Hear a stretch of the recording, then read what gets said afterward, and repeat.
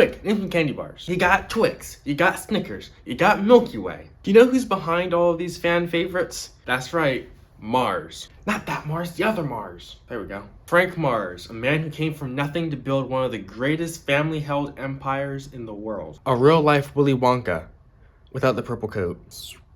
In the late 1800s and early 1900s, there was a large outbreak of polio. It's not a very big issue now, as long as you're vaccinated, but it was extremely dangerous, especially for children. One of the guys that got sick was a poor kid named Frank Mars. As he lost the use of his legs, his mom tried to help him by teaching him how to cook, and his favorite thing to make was chocolate. By the time Frank was 19, he had met and married a woman named Ethel Kissack and was out trying to make candy for people. But things took a turn for the worst and his candy business failed. Failure! Then Ethel decided to divorce him. After the divorce, Ethel took his son Forrest away. But don't worry, because Forrest will come back later. Eventually, Frank got married to another woman, and you won't guess what her name is.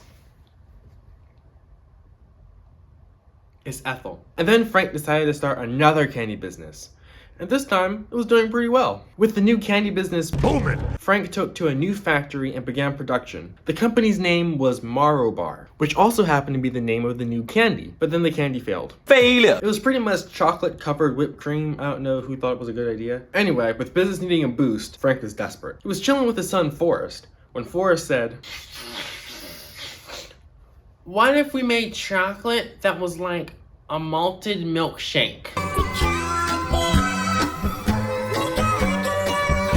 Thus, the Milky Way was born. The people were hungry for some yummy chocolate that didn't have whipped cream in it. Who'd have thought? With the Mars company very secure, Frank decided to move again to Chicago. That's where they started making their new candy bar, Snickers, named after Frank's horse. Again, Forrest was very influential in the making of this candy bar. Interestingly enough, when you look this up online, you're going to find this AI overview. And I just think it's hilarious that the source it cites for this information is a Facebook post. This Facebook post, by the way. Like this image is definitive proof or something. The dream begins to collapse with Forrest, Frank's oldest son. Forrest was not the chosen one set to lead Frank's company after his death. They were both too headstrong for each other's tastes. So, Frank gave Forrest the secret ingredients to the Milky Way, since it was his idea, $50,000 and sent him off to Europe. That way he could start branches of Mars outside of the country. And that goes to prove that Frank didn't think Forrest was incompetent.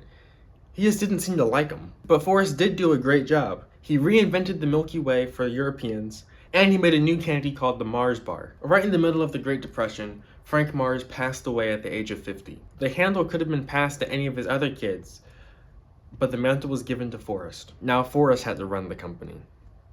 See what I did there? Under Forrest, Mars became the company that we all don't know but still love to this day. When he entered his first meeting with the other executives, he got on a knee and began praying for Snickers and Milky Way bars. He was an Episcopalian. He was also the man who helped create M&Ms. The first M stands for Mars, as in Forrest Mars, and the second M stands for Bruce Murray, whose dad helped work with Milton Hershey. It's all connected. M&Ms were popular during the Second World War because chocolate melts in your mouth, not in your hand, and all the world loves M&Ms.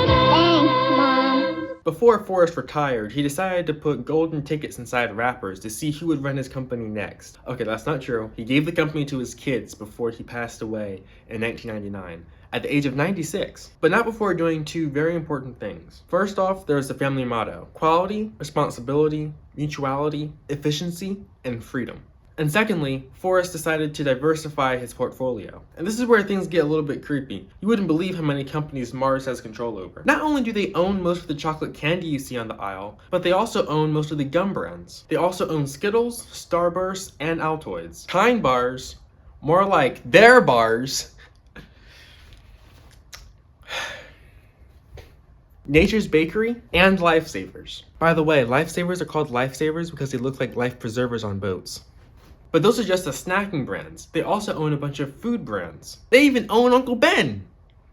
No, that came out wrong. They make supplements, rice, sauces, healthy TV dinners, cheese. They also own a bunch of dog food companies. You got Caesar, Dreamies, Imes, Greenies, Temptations, Pedigree, and a lot more, including veterinarian hospitals. The Chocolate Company. Give this video a like, a comment, subscribe. Let me know what videos to do next. You know the drill. Welcome to all my new subscribers. I did a shout out video for my new subscribers on this video, but it didn't do very well, so I don't think any of them saw it. So go check out that if you're subscribed. Comment down below and say hi. Yeah, until next time.